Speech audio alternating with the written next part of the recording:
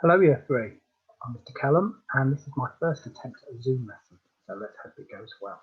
I'm going to introduce to you today the book we're going to use the whole of this week for our literacy lessons.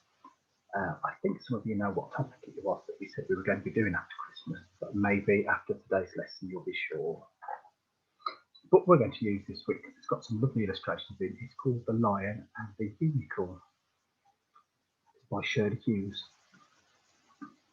Now, rather than read the whole of the story to start with, we're actually going to just look at the big picture inside the front cover. I'm going to hold this still for you in a moment, and you're going to have a good look at the picture. I wonder what's going on in the picture. You bear with me a second while I just get the better picture for you.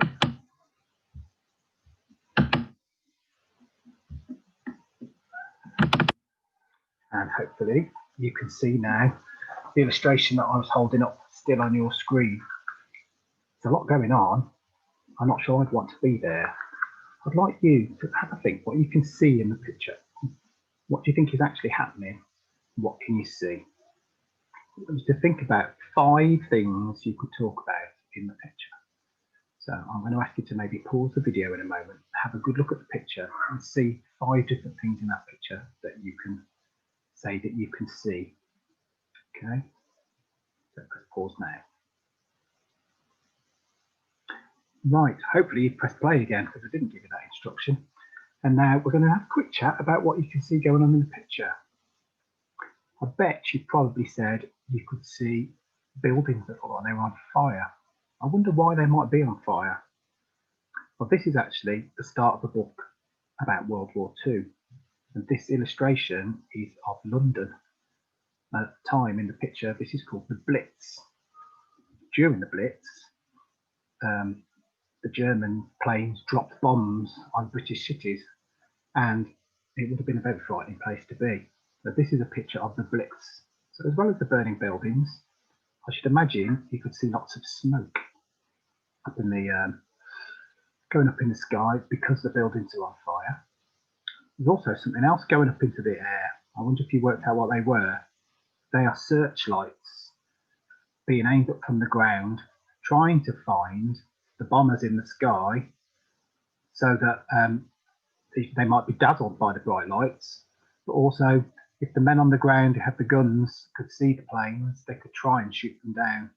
Usually the planes are too high to be hit, but those are searchlights all pointing up in the sky, trying to find the bombers to try and protect the city. Also, you may have seen some bright flashes in the illustration down in the bottom in amongst the buildings. What do you think those might have been? Yeah, they were explosions where the bombs had been dropped. And so, as well as quite a scene, I should imagine, there's probably a lot of sounds. I wonder what you might hear as well if this was happening. Or maybe even smell. I should imagine you'd be able to smell smoke, the sounds of the flames, maybe the sounds of the bombs, maybe the sounds of the planes. What sort of sounds might you describe those as? I'm just going to read one more page of the book to try and explain a little bit more about what's happening in the picture. So I'm just going to pause and stop the share, and we'll come back to the picture in a moment. So here was the picture inside the front cover, no story. And here is another illustration of firemen trying to put out the flames on the building. It's probably too many to save all the buildings. So I'm going to read it. London's burning, London's burning. Fetch the engines, fire, fire, fire, fire. Pour on water, pour on water. Every evening, soon after dark, the warning sirens would wail. Then came the awful droning of enemy aircraft overhead, and fire bombs and explosives whinnied and whistled out of the sky. This is what happened if you were down on the ground. Just going to pause just a second and put you back to the picture.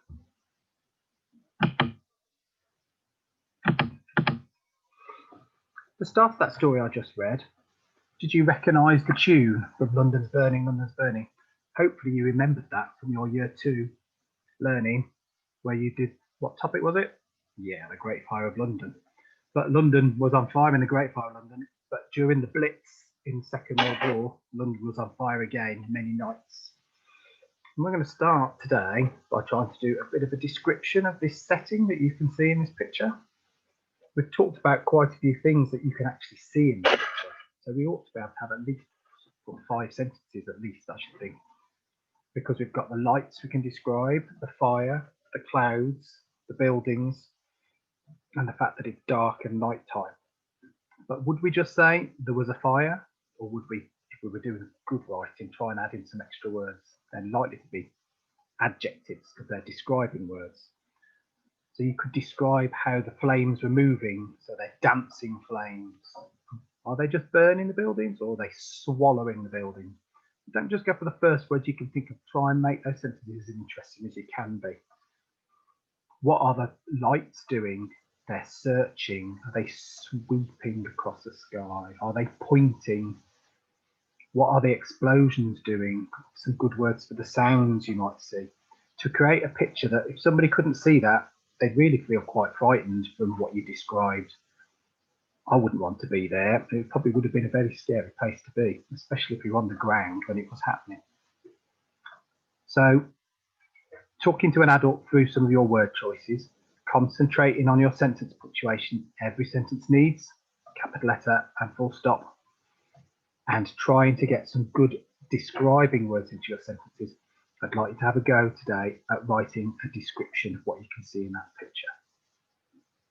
I'm going to pause talking for a bit and you can freeze the video while you use the picture for your writing. If you press play again when you finish your piece of writing, I'm going to read a little bit more of the story so that we can get further into the book ready for tomorrow's work.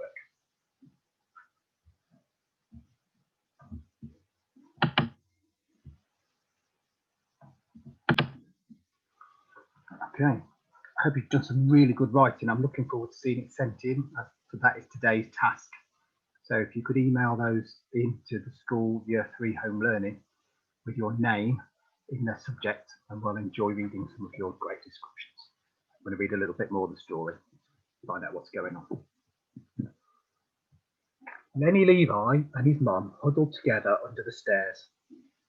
Lenny clutched the badge that his dad had given him before he went away. It was made of solid brass. It was a lion and a unicorn up on their hind legs, fighting each other. Lenny kept it in his pocket, always where he could feel it.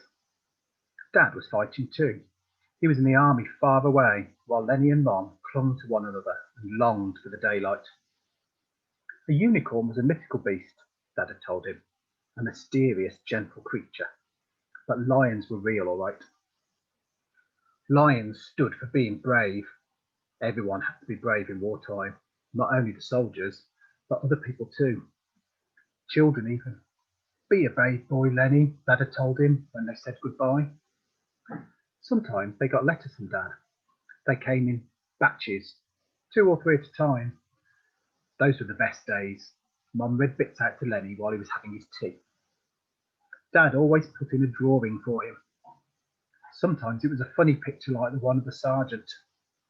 Once he did a beautiful picture of a unicorn with flowers around his neck. And there they are, reading the letters.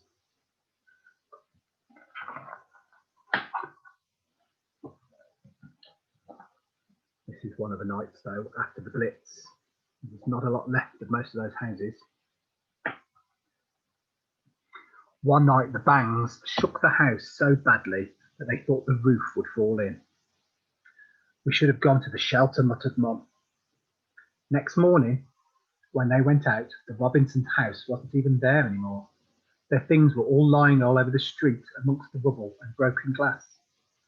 The neighbours said that the Robinsons had gone to the rest centre for the night wearing blankets. That's it, said Mum. We've got to get you out of here, Lenny.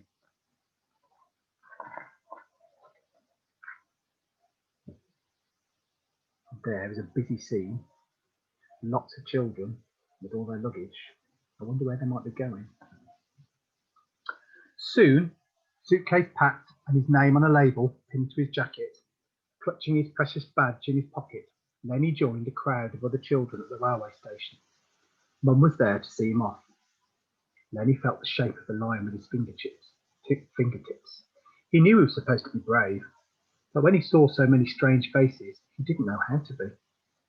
It'll be a lovely place in the country, Mum told him. Flowers and rabbits and that. But she was nearly crying.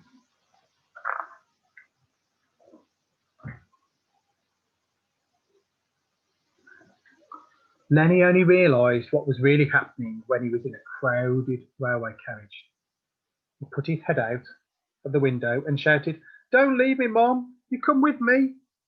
But the train had already started to move, very slowly at first, then fast, gaining speed. "I'll come to see you soon," called Mum. "Be a good boy." She was a white face now amongst all the others. She shouted something else, but Lenny couldn't even hear her. Then she was a tiny figure at the end of the platform, waving and waving. That's where we're going to stop reading today. I wonder where he's going, where he's being called an evacuee, because the city wasn't a safe place to be. Because if you stayed there, this is what might happen. So the children were sent away to go and live with other people to try and keep them safe while the Blitz was on in London. We'll find out what happens to Lenny a bit more in the story tomorrow.